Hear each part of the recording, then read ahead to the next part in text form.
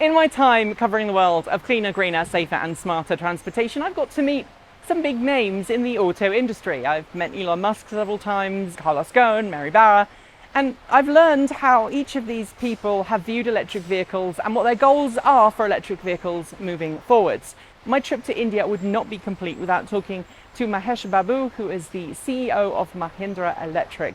Mahesh, thank you for spending some time to talk to me today. Could you tell me how Mahindra Electric fits into the wider Mahindra and Mahindra family?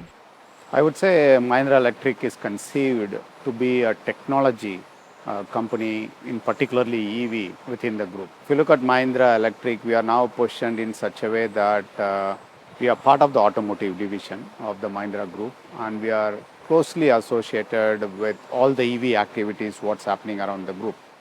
And our responsibility is to bring in the technology and dominate the EV market in India and look at how we will grow globally, both within the group and as well as we are looking at opportunities to work with other OEMs as well. So perhaps could you tell me what the hurdles are to electric mobility in India today? I would say the hurdles are about right now on the working together of the stakeholders. Second is understanding of the customers on the benefits of EV. And third one is about the infrastructure, like charging.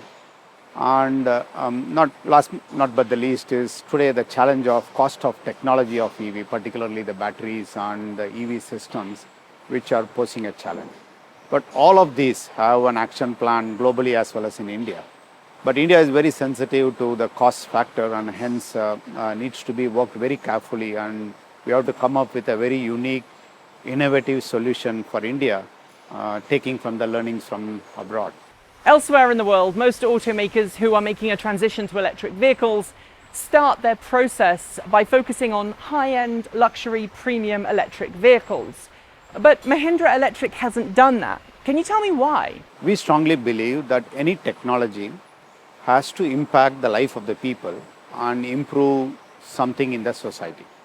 So if you look at US and Europe, what you are talking about, they started off with very high car penetration. The mobility is around cars. So you have close to 800 to 900 cars penetration per thousand in US and about 500 to 600 in Europe.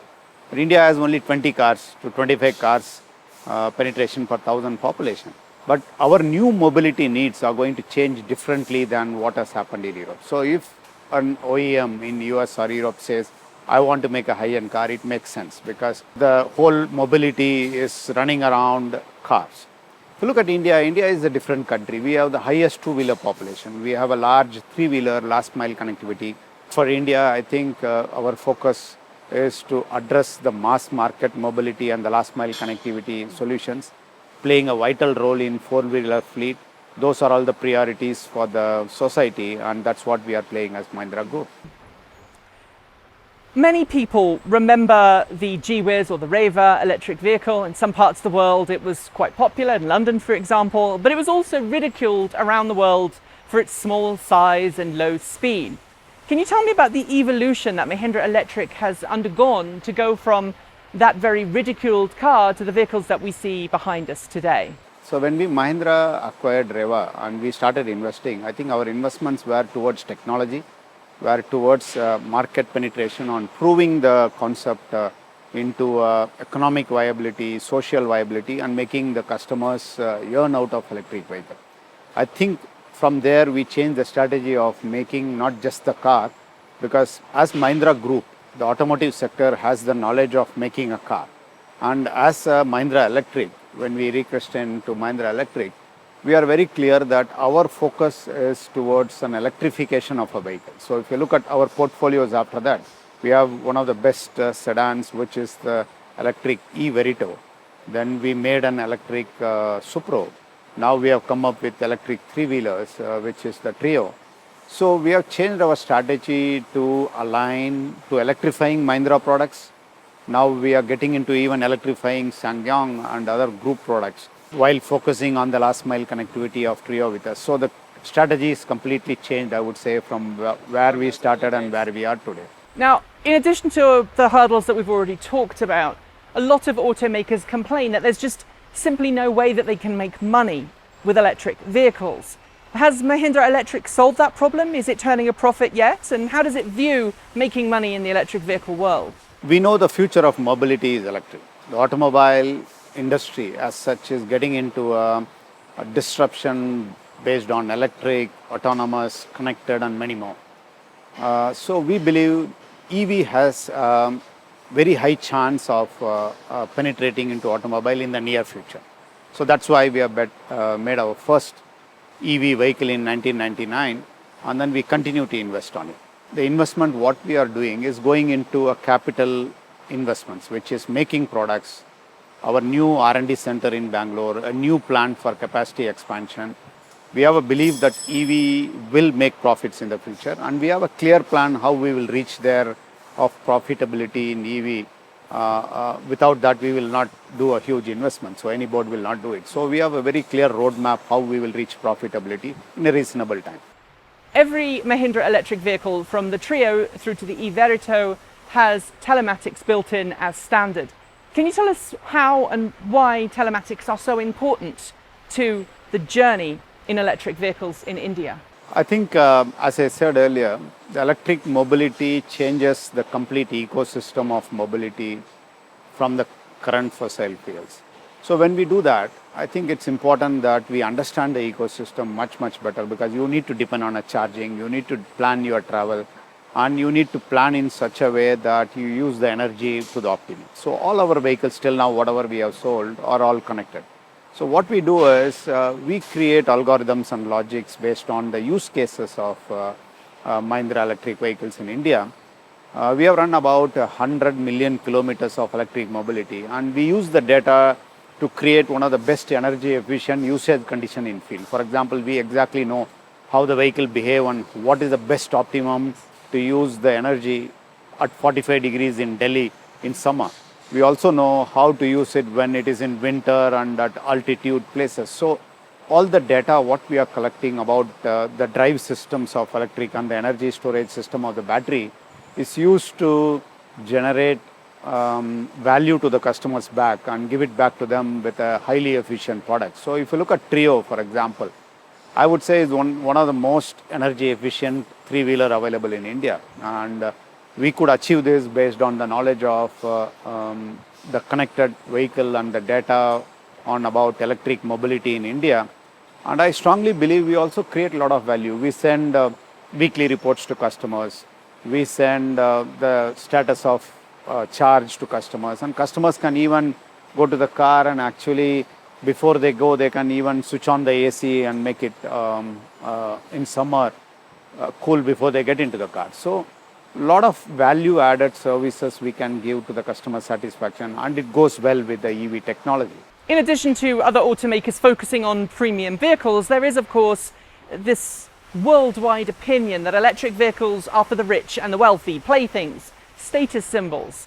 That's not seeming to be the case in India. Can you tell us about how Mahindra Electric has changed attitudes to electric vehicles and where electric vehicles sit in the Indian market? I think you have to look at Mahindra's perspective on this. We are the first one to invest in EV in India. And EV revolution till now almost is led by Mahindra in India. That's given. Now, if you look at how this disruption is happening in Indian industry or compared to the US, let's look at the US. Did the EV disruption happen within the big OEMs or it came from outside? Yes. Look at Mahindra. Mahindra, the revolution happened within. We being one of the largest player in SUV also disrupted our own business model by investing in EV. The belief is that the future is EV, but there is going to be a customer who wants something on the objects of desire, what I would say, the passion of driving an SUV. So we are in transition now. Now this transition will take longer time and we don't know when it will happen. So the reality is we are serving our customers who are passionate about mobility in the segment in objects of desire and in future technology like EV, which will become an objects of mobility as well. So we will play both the fields till our customer wants it. Mahindra Electric has more experience with electric vehicles than any other company in India, 100 million kilometers of data. It's researching building its own vehicles as well as building vehicle components for other companies to build their own electric vehicles. Which is more important to Mahindra Electric? The vehicles it makes itself or the vehicles that it helps other companies to produce? Our focus mainly is on technology. So we will invest on EV technology, and we will try to electrify Mahindra Group and even other OEMs products, because India right now is looking at Make in India of all these products, and Mahindra Electric will play a vital role. So that is, I would say, the primary objective of the company. While we do this, we also have something like Trio, which is a very innovative product, and it needs disruption where Mahindra is right now not strong in three-wheelers. So Mahindra Electric, being a technology company, can play a vital role there.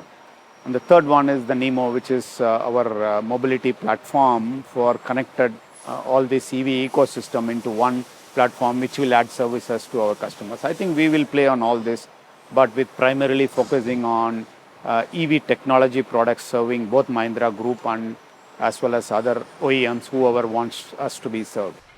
In addition to other automakers focusing on premium vehicles, there is, of course, this worldwide opinion that electric vehicles are for the rich and the wealthy, playthings, status symbols. That's not seeming to be the case in India. Can you tell us about how Mahindra Electric has changed attitudes to electric vehicles and where electric vehicles sit in the Indian market? I think this journey is, for us, have started long back. The first electric vehicle made by Mahindra is a Bijli, which is a three-wheeler electric vehicle to transport mass mobility, shared mobility concept in way back in 1999. If you look at our current strategy, our focus is also on EV, more into fleet of four-wheelers, last mile connectivity with Trio, and shared mobility with Supro. And even if you look at our products in the future for India, most of them are aimed towards how to transform mobility in shared space. If you look at India today, the prediction says, most of the studies says by 2040, almost 40% of the miles traveled by Indians will be in shared. So either it may be in mass mobility or shared vehicle or shared ride or shared, I would say, the self-drive. So it's catching up a lot. It's catching up a lot. And India is in a cusp of a transformation on mobility where our growth rates needs to grow in a very sustained way. So we are already clear, Mahindra, in India needs a lot of mass mobility in EV because we have challenges on pollution. India has an energy security of almost 80+% of oil import. So the technology should transform something to the country, something to the society, and something to the business. We believe that EV is in that space.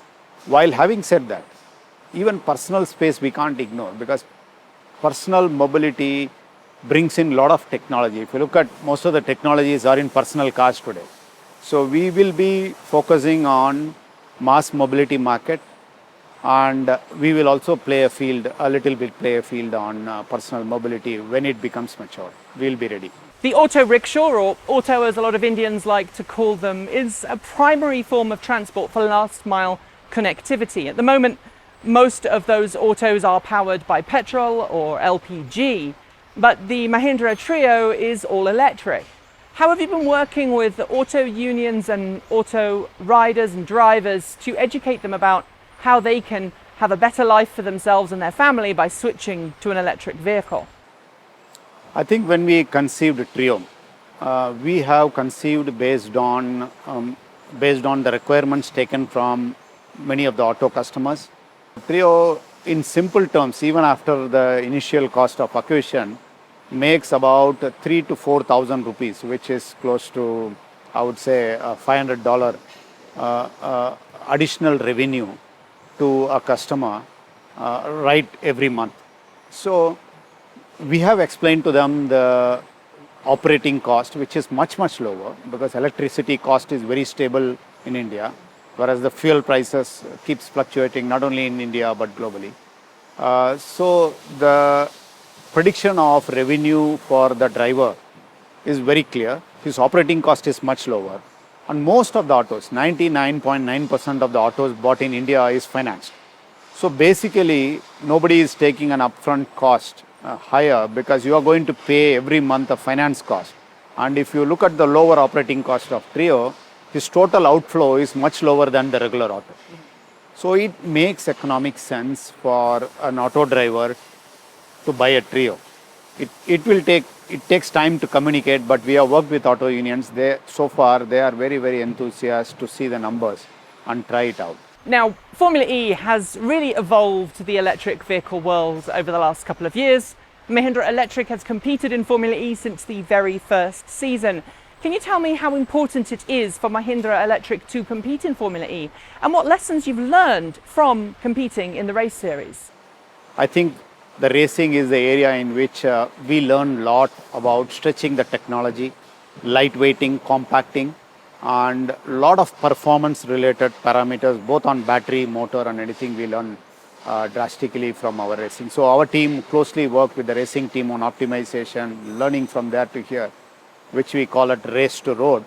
Learning happens from there, and even road to race, sometimes we give how to optimize and keep the temperatures low on the things, and that's how we look at it. So we are very happy that we could be able to learn and play a vital role. And it's also about passion, right? So EV is about, we are passionate about EV, and racing is closely associated with it. I also hear that you're a fan. Yes. India's carbon dioxide emissions are the fourth highest in the world, and alongside China, India is often attacked for not doing enough to lower its carbon footprint and reduce emissions as a whole. Can you explain how Mahindra Electric is helping India as a nation reduce its carbon footprint and what challenges lay ahead? I think we engage with both central and state governments on various policy matters. But what we are finding in the Indian government is actually proactive in all these areas, particularly on renewable energy. So if you look at per person CO2 generated, I think we are not very bad. When you look at CO2 generated per human being living in a country, I think we are not. Having said that, most of our power generation needs so far has come from either coal or fuel or gas. Our target of solar has substantially grown faster. In fact, our Prime Minister is now heading the Solar Alliance along with the partners around the globe.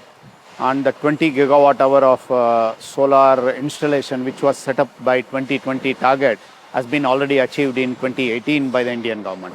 Now we are talking about 200 gigawatt hours in 2030, and the way in which the government is now looking at renewable energy and hence came up with a FAME2 scheme on battery storage and electric mobility scheme.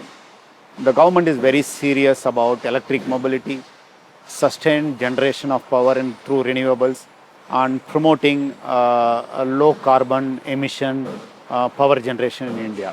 So we play a vital role both in central and state governments. What I would say that now not only the federal government but the state governments are very keen in catching up this new technology, because if you look at EV and renewables, both of them are sunrise sectors, and both of them are new sectors which generate a lot of employment, because the other industries are not growing to the rate substantially by the sunrise sectors like renewable and EVs.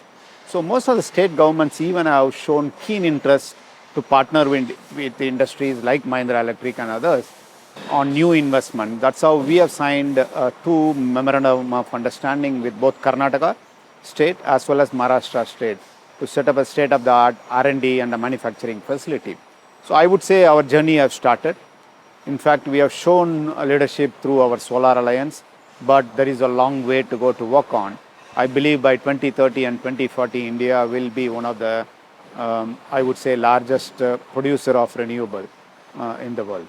So as you mentioned, India has upped its goals for photovoltaic solar panel installations. In 2022, it hopes to have 100 gigawatts installed, and by 2030, it's going to have 200 gigawatts installed. And right now, the country seems on target to achieve those goals.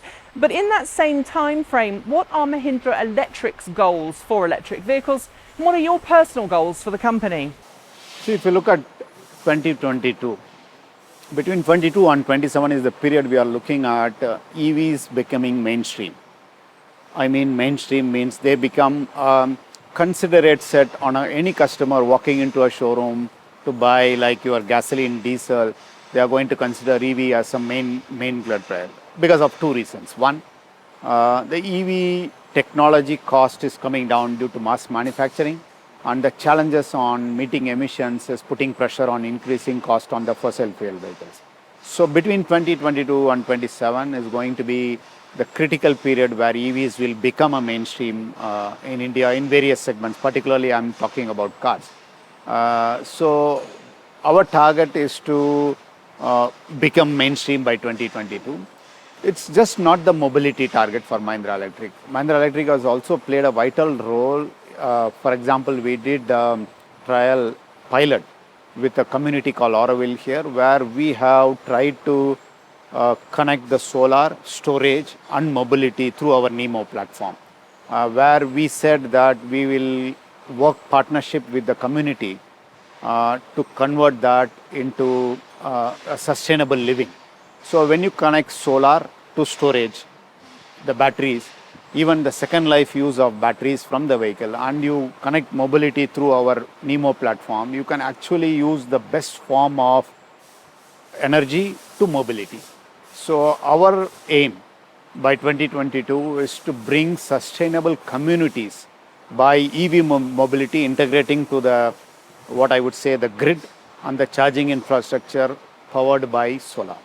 If you look at 2030, I think our large vision and my personal vision, I would say, is to create a mobility for 1 billion people, which I have talked about in some of the forums, is about creating mobility for 1 billion people is different than creating mobility in the past in the Western world.